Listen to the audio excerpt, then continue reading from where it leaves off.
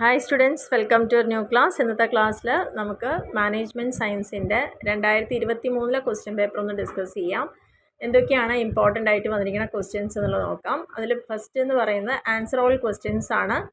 എല്ലാ ക്വസ്റ്റ്യൻസും അറ്റൻഡ് ചെയ്യണം. 15 ക്വസ്റ്റ്യൻ 2 മാർക്ക് 30 മാർക്കാണ്. സീലിംഗ് 25 വരുന്നത്. അപ്പോൾ ഇതിൽ ഫസ്റ്റ് ക്വസ്റ്റ്യൻ എന്ന് പറയുന്നത് ഡിഫൈൻ OR.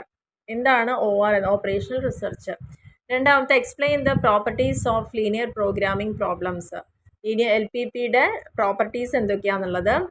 മൂന്നാമത്തെ question explain the term activity in network analysis. കഴിഞ്ഞതിൽ ഫ്ലോട്ടൊക്കെ ചോദിച്ചിട്ടുണ്ടായിരുന്നത്, ഈ പ്രാവശ്യം അത് എന്താണ് ആക്ടിവിറ്റി എന്ന് ചോദിക്കുന്നുണ്ട്. ഡിസിഷൻ ട്രീ എന്താണെന്നുള്ളത് വീണ്ടും റിപ്പീറ്റ് ചെയ്തിട്ടുണ്ട്. കഴിഞ്ഞ ക്വസ്റ്റ്യൻ പേപ്പറിൽ വന്നൊരു ക്വസ്റ്റ്യൻ ആയിരുന്നു ഡിസിഷൻ ട്രീ എന്താണെന്നുള്ളത്. അഞ്ചാമത്തേൽ explain various types of float. കഴിഞ്ഞ ക്വസ്റ്റ്യൻ പേപ്പറിൽ ഫ്ലോട്ട് എന്താണെന്ന് ചോദിച്ചു, അതിൻ്റെ വേരിയസ് ടൈപ്സ് ഇപ്രാവശ്യം ചോദിച്ചിട്ടുണ്ട്. ആറാമത്തെ question what is linear programming problems. എന്താണ് LPP പ്രോബ്ലം? LPP എന്ന് 3 ക്വസ്റ്റ്യൻ ആണ് 2 മാർക്കിൻ്റെ നമ്മൾ കഴിഞ്ഞ വർഷത്തെ ക്വസ്റ്റ്യൻ പേപ്പറിൽ വന്നത്. ഇവിടെ ഇപ്പോൾ രണ്ടാമത്തെ ക്വസ്റ്റ്യനായി ഈ ഒരു കാറ്റഗറി. കാരണം ക്വസ്റ്റ്യൻ നമ്പർ 2ഉം 6ഉം സെയിം LPP ആയിട്ട് റിലേറ്റ് ചെയ്തിരിക്കുന്ന ക്വസ്റ്റ്യൻസ് ആണ്. അടുത്തത് ഏഴാമത്തെ question what is feasible solution. ഇത് പുതിയ ക്വസ്റ്റ്യൻ ആണ്, ഇത് കഴിഞ്ഞ പ്രാവശ്യം വന്നിട്ടില്ല. ആൻഡ് എട്ടാമത്തെ ക്വസ്റ്റ്യൻ എക്സ്പ്ലെയിൻ ഓപ്റ്റിമിസം ക്രൈറ്റീരിയൻസ് ചോദിച്ചിരുന്നു കഴിഞ്ഞ പ്രാവശ്യം. അതേപോലെ തന്നെ ഇപ്രാവശ്യം ഓപ്റ്റിമിസം ക്രൈറ്റീരിയൻ എന്താണെന്നുള്ളതാണ് ചോദിക്കുന്നത്. സാഡിൽ പോയിന്റ് ആണ് 9th question. Explain saddle point. എന്തിനാണ് സാഡിൽ പോയിന്റ് എന്ന് പറയുന്നത്? 10ാമത്തെ ക്വസ്റ്റ്യനിൽ what are the elements of decision മേക്കിങ്ങിലുള്ള പ്രധാനപ്പെട്ട എലമെൻറ്റ്സുകൾ ഏതൊക്കെയാണ്.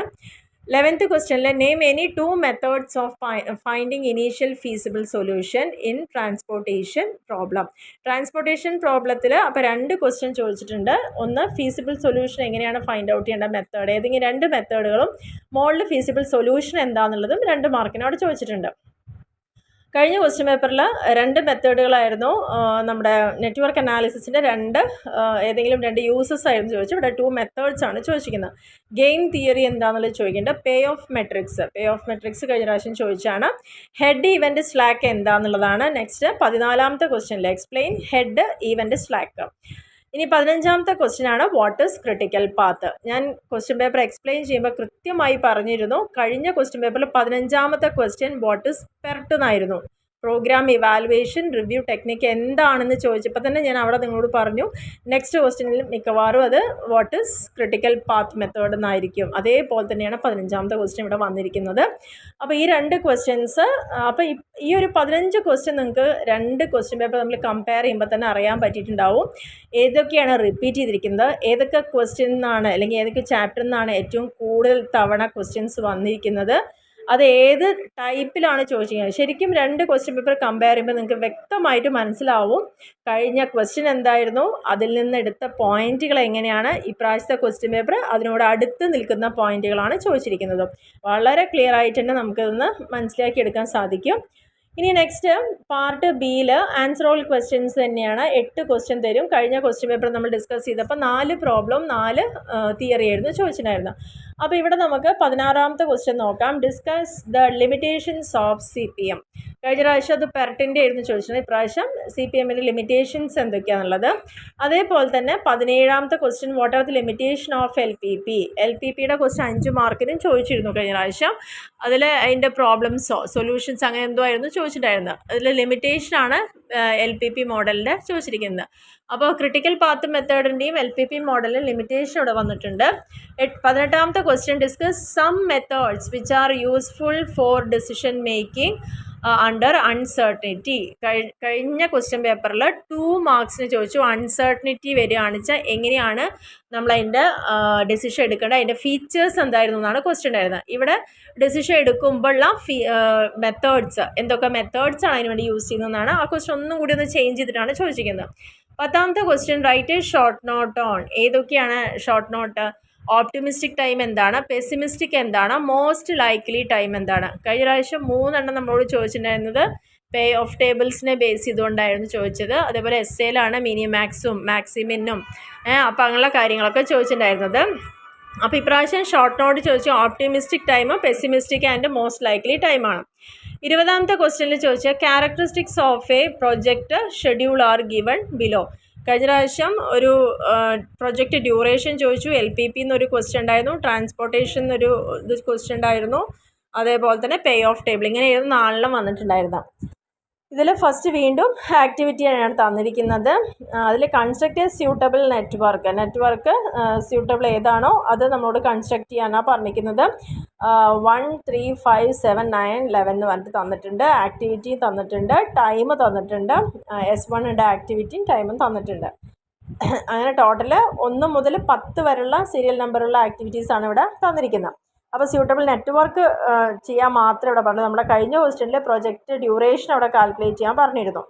ഇനി നെക്സ്റ്റ് 21ാമത്തെ ക്വസ്റ്റ്യനിൽ LPP പ്രോബ്ലം ഗ്രാഫിക്കലി സോൾവ് ചെയ്യാൻ വന്നിട്ടുണ്ടായിരുന്നു.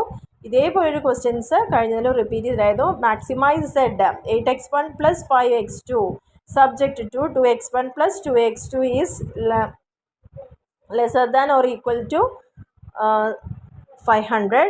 x1 is greater than or equal to x2 greater than or equal to 250. x1 x2 is greater than or equal to 0. ഇത്രയാണ് അതിൻ്റെ കൺസ്ട്രെയിൻസ് അല്ലെങ്കിൽ സബ്ജക്റ്റ് ആയിട്ട് തന്നിരിക്കുന്നത്.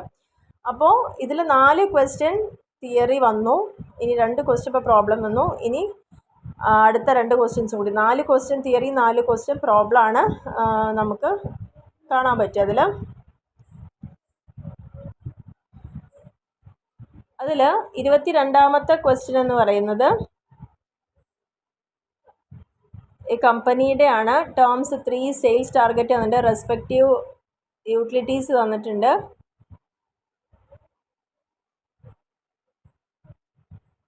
അപ്രോപ്രിയേറ്റ് പ്രോബബിലിറ്റീസ് മോഡൽസ് ആക്കിയ tables ഒക്കെ തന്നിട്ടുണ്ട്. ഇവിടെ സെയിൽസ് ടാർഗറ്റ്സ് ലാക്സിൽ യൂട്ടിലിറ്റി സ്ട്രാറ്റജീസ് പ്രോബബിലിറ്റി തന്നിട്ടുണ്ട്. S1 S2 S3 തന്നിട്ടുണ്ട് 3 സ്ട്രാറ്റജിയിൽ. നമ്മളോട് കാണാൻ പറഞ്ഞിരിക്കുന്നത് what is the optimal strategy എങ്ങനെയാണ് കാണുക എന്നുള്ളതാണ് ക്വസ്റ്റ്യൻ വന്നിരിക്കുന്നത്.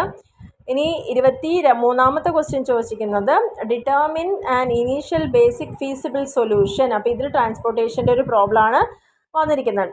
Feasible solution following transportation problem by using the north west corner rule പ്രകാരമുള്ള ട്രാൻസ്പോർട്ടേഷൻ പ്രോബ്ലമാണ് ഇവിടെ ചോദിച്ചിരിക്കുന്നത്.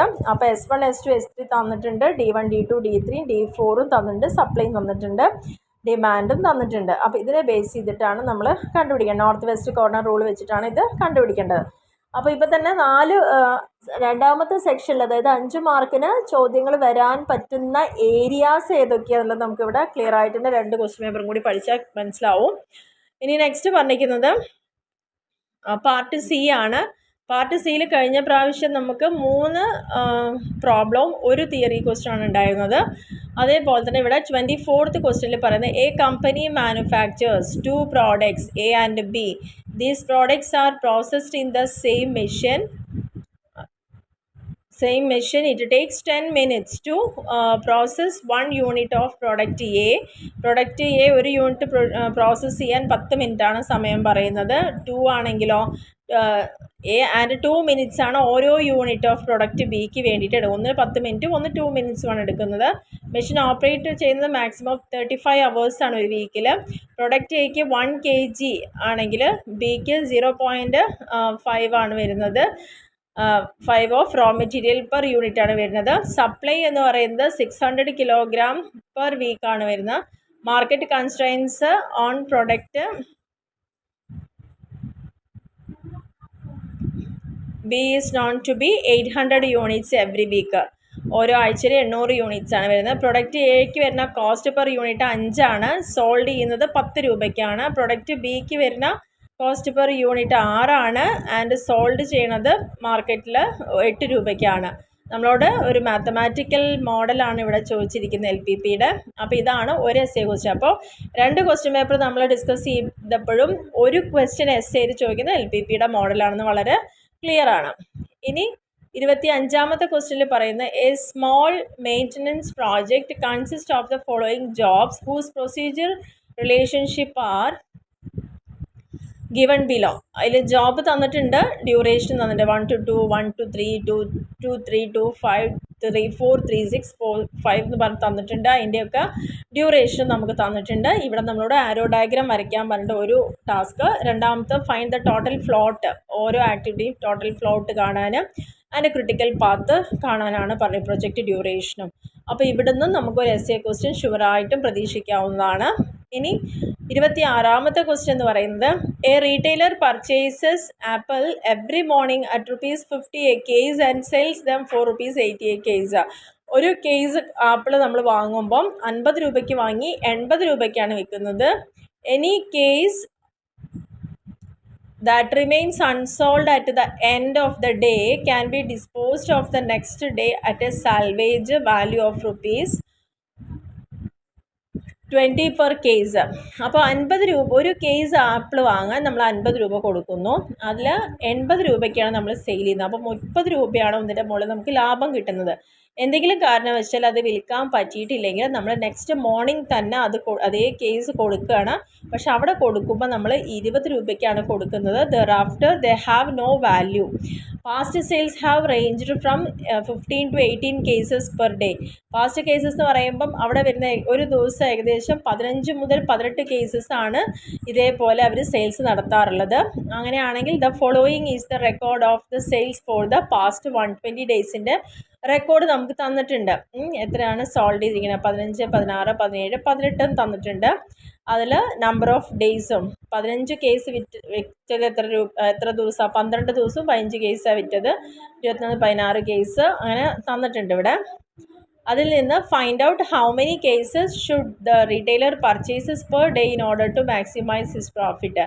അദ്ദേഹത്തിൻ്റെ പ്രോഫിറ്റ് മാക്സിമൈസ് ചെയ്യാൻ വേണ്ടിയിട്ട് എത്രയാണ് റീറ്റെയിലർ ഒരു ദിവസത്തിൽ പർച്ചേസ് ചെയ്തിരിക്കുന്നത് എന്ന് അറിയാനാണ് നമ്മളോട് പറഞ്ഞിരിക്കുന്നത്. ഇതാണ് ഒരു ക്വസ്റ്റ്യൻ എന്ന് പറയുന്നത്. അപ്പോൾ ഇങ്ങനെ 3 പ്രോബ്ലം ആണ് വന്നിരിക്കുന്നത്. LPP എന്നൊരു ക്വസ്റ്റ്യൻ വന്നിട്ടുണ്ട്, നെറ്റ്വർക്ക് എന്നൊരു ക്വസ്റ്റ്യൻ വന്നിട്ടുണ്ട്, അതേപോലെ തന്നെ ഈ ഒരു ലാഭം കണ്ടുപിടിക്കുന്ന തരത്തിലുള്ള ഒരു ക്വസ്റ്റ്യൻ കൂടി ഇവിടെ തന്നിട്ടുണ്ട്. ഇനി 27ാമത്തെ ക്വസ്റ്റ്യൻ വന്നിരിക്കുക, discuss the important operation research techniques.